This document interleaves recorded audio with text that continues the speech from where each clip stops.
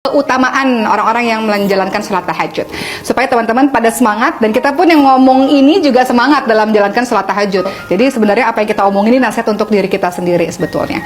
Nah, Masya Allah ya, apakah keutamaan-keutamaan tahajud? Yang pertama, ternyata sholat tahajud adalah sifat orang bertakwa dan calon penghuni syurga. Jadi kalau ingin dikategorikan sebagai orang bertakwa, maka dia tidak meninggalkan sholat tahajud. Allah Subhanahu wa Ta'ala berfirman yang artinya, sesungguhnya orang-orang yang bertakwa itu berada dalam taman-taman syurga dan mata air, sambil menerima segala pemberian Rabb mereka.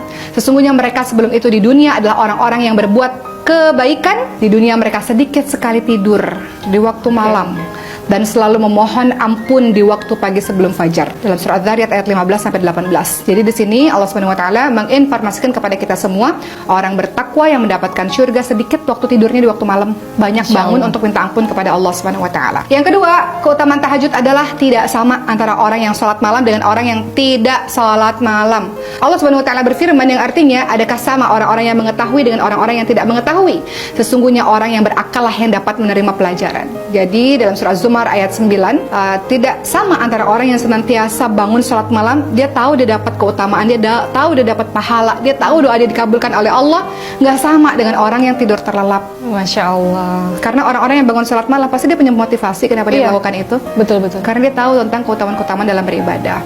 Ketiga, keutamaan dari sholat tahajud adalah sebaik-baik sunnah.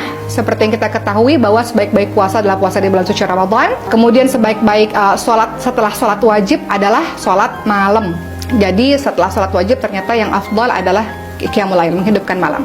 Dan keempat, ternyata keutamaan dari sholat tahajud adalah kebiasaan orang-orang yang salih. Jadi teman-teman, kalau indikatornya gampang ya, kalau kita lihat ada orang-orang yang salih mengademkan hati, ternyata salah satu indikatornya mereka tidak meninggalkan sholat malam. Kemudian keutamaan sholat tahajud yang kelima adalah sebaik-baik orang adalah orang yang melaksanakan sholat tahajud, sebagaimana Rasulullah SAW bersabda, sebaik-baik orang adalah Abdullah. Maksudnya di sini adalah Ibnu Umar, seandainya ia mau melaksanakan sholat malam. Maknanya adalah sebaik-baik orang adalah orang yang senantiasa melaksanakan sholat malam, sholat tahajud. Seperti itu teman-teman sekalian.